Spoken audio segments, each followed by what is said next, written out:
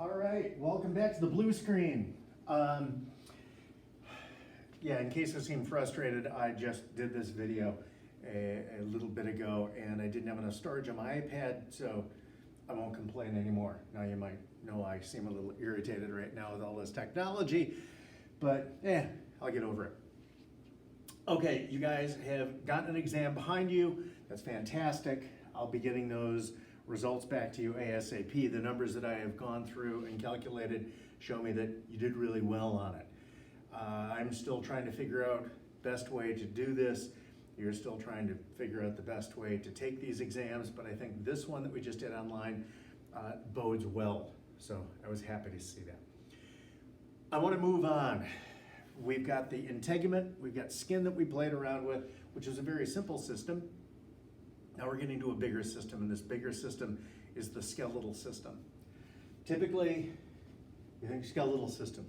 All right, I have to learn a few bones and learn a few bones. There's more to it. The bone component, as far as what bones we need to know, what we have to be able to identify, that's just the beginning. That's the anatomy. We have microscopic anatomy. I'll drag ourselves back into the world of histology, and we've got a lot of physiology. And you might think, well, there can't be a whole lot of physiology with skeletal system, and there is. There's a lot. We all start out with a cartilage skeleton, and it becomes bone and ossifies. How? A couple of different ways. Some of us, some of you included, have been unfortunate enough to break bones. How do we fix it? You know, I've kind of lived what's going on here in this long bone, and it is a long bone. I'll talk about that in a slide or two. After I broke it, how does healing take place? It's not magic. It happens somehow. So we got ossification, we have healing, we have remodeling. We're constantly remodeling depending on what it is we're doing.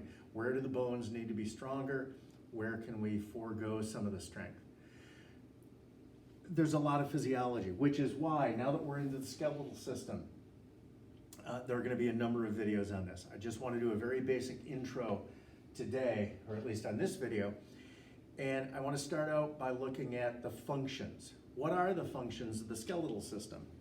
And I think they'll be pretty obvious once you actually start to think about it. I also want to try and get you to think a little bit differently about the skeletal system in this series of videos. So here's what I want to start out with. Let's cut right to the chase. What are the functions? Protection. My brain is protected by my cranial bones. We're very aware of this now in the world of understanding closed head injury, whether it's military or whether it's varsity football, or sadly soccer as well. The brain can only be protected so much based on what we're now putting it through. Also, I have a lot of internal organs like my lungs and my heart that are protected by my rib cage.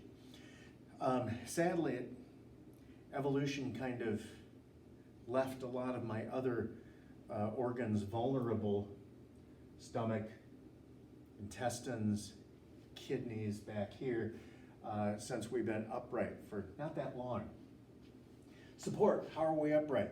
Well, that's one of the things that the skeletal system does, is it gives us internal support. We're a whole bunch of soft tissue and organs and whatnot that are kind of hung on the inside of this very, very rigid support scaffolding called the skeletal system. Movement kind of goes without saying. One of the next systems that we're going to get into will be the muscular system, and that's where we see these tissues that can contract and relax. But what they do is they pull on bones. You know, I can have these muscles in my forearm contract, and what they do is they're going to pull on all of these bones of my hand and make a fist, or they can relax and let them go. So the skeletal system plays an integral part in movement as well. Weird word down here, possibly a new one, hematopoiesis. For those of you who go on to 272 or AMP2, hematopoiesis is the origin of blood cells. So we start to see another system that kind of overlaps here. And then storage. The extracellular matrix is made up of a lot of calcium, there's magnesium, there's phosphorus in there, different types of phosphates, and I put just down more. I mean, even heavy metals can build up. The extracellular matrix of bone, it turns over, but things that get stuck in the matrix are gonna stay there for a while. So you can build up things like heavy metals in your bones over time pretty easily. Yeah, there might be a question that's running through some of your minds. Why does he have the Parthenon on this slide of functions of the skeletal system? That's a good question, and that's a question that I wanted you to have. What I want you to look at in this incredibly old building with all of this massive weight up here is what holds it up. It's pillars, weight-bearing pillars. Now, when we look at the skeletal system, when we look at it from a histological perspective, we look at it from the tissues, you're gonna see weight-bearing pillars. So this is just an homage to the strength, the power of weight-bearing pillars. By the time we get back around to weight-bearing pillars, I'll probably be to the point where we're gonna take a break off of this first video. So let me jump from here to slide number 2. There's a lot of ways to categorize bones. Yeah, specific names and histological type, and it goes on and on and on. But if we start out really, really general, there are essentially 4 different ways that we categorize a bone. You can take any bone in your body and it falls into one of these 4. Now, if you look up here to my left, to your right, you're gonna see, hey, wait, there's 5 things up there. 1, 2, 3, 4, 5. I'll explain why. We'll start out with the stereotypical dog bone here. A femur, a humerus, a radius, an ulna, and they're considered long bones. I mentioned earlier, I think this is a long bone, even though it's only a couple of inches long. To be long, you're longer than you are wide. Yeah, different books will say, well, it has to be by this much or by this percentage of this ratio. I don't care. Along with that length and that skinny width, there's also what we call an articulating end here and an articulating articular end here. These are going to interact with different bones, kind of like the humerus with the scapula. And so where they interact, or the femur and the bones of the pelvis, they interact, they articulate. Then we'll go over here to short. Short bones will also have these articular surfaces on them, but they're not really that much in general longer than they are wide. I'm not going to parse anything about what percentage or what ratios. That's kind of a waste. I've seen too many things in too many different books that will disagree with each other. So you should be able to see, hey, here's some short bones. These are in the wrist, the carpals. I have more in my ankles called the tarsals. And then there's the sesamoid. A sesamoid is a short bone. But a sesamoid is embedded in a tendon. So if we end up with a short, stuck in a tendon, it's a sesamoid. So that's why these two essentially fall into the same category as short bones. This happens to be the patella, AKA your kneecap. Here are some cranial bones. You see they're really, really, really thin, but they're kind of curved around like this, like curved sheets of paper, and they're considered flat. So cranial bones, flat. Even the sternum right down through here is a flat bone as well. And then if it does not fit into flat or short or long, it falls into the junk drawer. Probably most of you have a junk drawer in your house. Everything just falls in there if there's no other place to go. And that's what we call an irregular bone. This happens to be one of the vertebrae. Long, short, flat, sesamoid, none of those. So we throw it into here.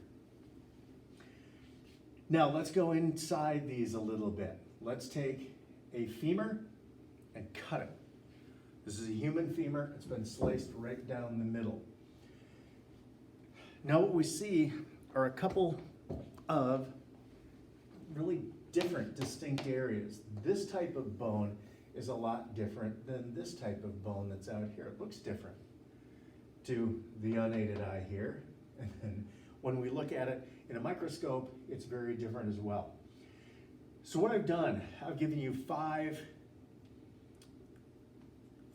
marks to look at, 5 different things to address as we go from the outside to the inside. The open area on the outside to the open area on the inside, which is known as the marrow cavity. So on the outside is what we call the periosteum. It's irregular connective tissue. And we would find it right out here. Now you may think, okay, well, is that bone? No, it's a layer around the outside that actually can generate new bone. Here's where you may have seen it. If you happen to be meat eaters, let me go way back in time for me. Ribs, barbecue ribs. Yeah, if I had, this was probably 30 years ago, last time I ate a rib, but if you're eating a good barbecue rib and you're chewing the muscle off of there, and you want to get every last bit, you might get to this little tough layer around the outside. It's not the bone, it's not the muscle, it's the periosteum. It's where the tendons from the muscle are going to connect directly onto the bone. It's a little interface. Now, this periosteum has 2 different layers. There's a superficial layer that's called a fibrous layer. And it has what are called Sharpie's fibers. Sharpie's fibers is just a specific general name for collagen. So if I was to, I don't want to make too much of a mess here, here's our periosteum.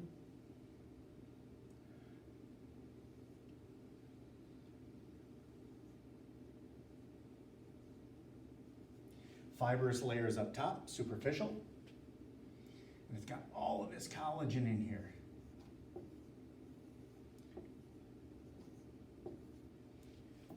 And then some of it goes all the way through directly into the bone. So when a muscle pulls on a tendon to pull on the bone, it's pulling from this wrapping around the outside all the way down. That's called the periosteum. So these Sharpie fibers go from the fibrous layer all the way down into the bone itself. The deep is what we call the osteogenic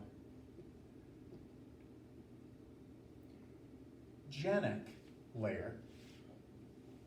And if something's osteogenic, it's essentially a stem cell layer for bone. This is where bone is born. And even at your age, at my advanced age, I am still giving birth to more bone. And I have to be able to have osteogenic cells. So our osteogenic cells we would find down here like this.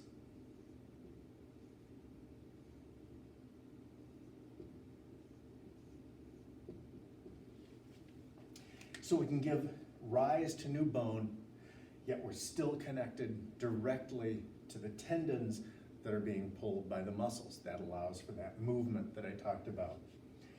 Then we go into the world of compact bone. Compact bone is this area.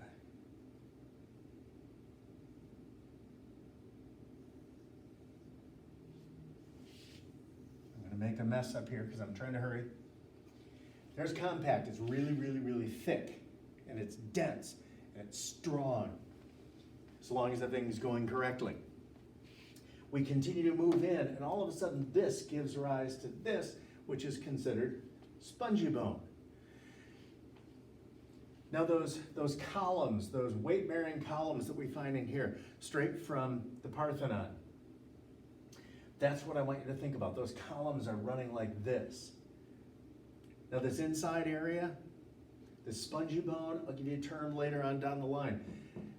But I want you to envision these as being the struts and the trusses on the blue water bridges. The blue water bridge is a very, very strong structure. And it's because of all these struts and trusses. The way we develop our bones, we have this spongy bone with all of these little weight-bearing structures in here as well. Evolution has served us well on this bone, essentially this bone development. Birds, all of their bones are hollow. They can't afford the weight of having all compact bone all through their skeletal system. Then we get to the endosteum. Just before we get into this open area called the marrow cavity, the endosteum is also irregular connective tissue, just like we found at the periosteum, but it's not going to be as kind of special. We're not going to break it up into a superficial and a deep. The marrow cavity is then where we store fat, we produce fat, and we produce red blood cells. That's that hematopoietic. So what we'll find in another video or two is that we have what is known as red marrow and yellow marrow. Yellow for fat, triglycerides, and red for blood. Now let me clean this up. What I'm doing is I'm zooming in a little bit further. I'm going into a higher power of magnification.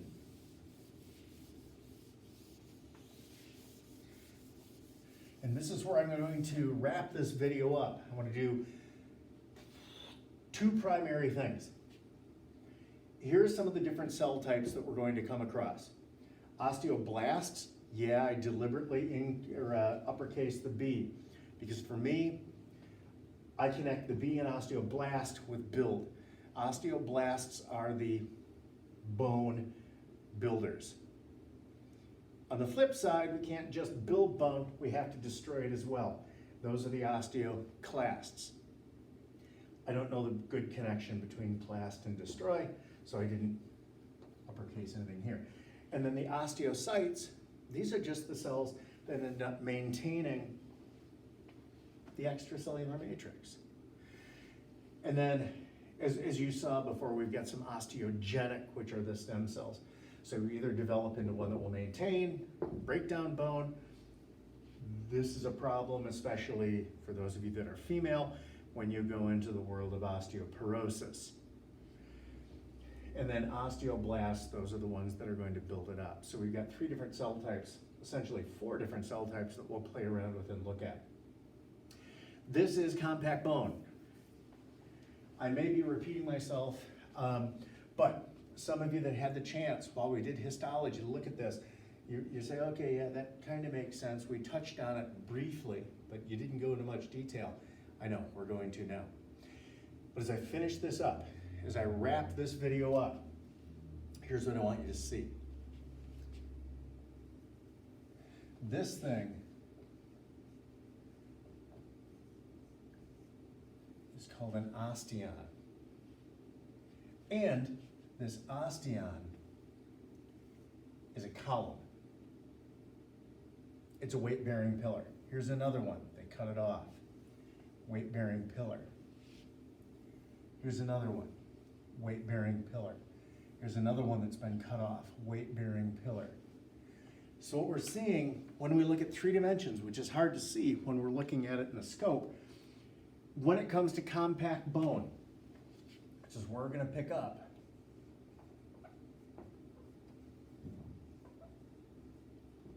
Compact bone is a whole series of millions of weight-bearing pillars, just like we saw in the Parthenon, holding up all the weight. And that's what holds all few hundred pounds of me upright. And that's what allows my skeletal system to take a pounding until I overdo it and break it. So that's where we're going to pick up. I'll probably start back up on this slide. I want to switch into a little bit more detail of that whole osteon situation, but that'll come after you take a break.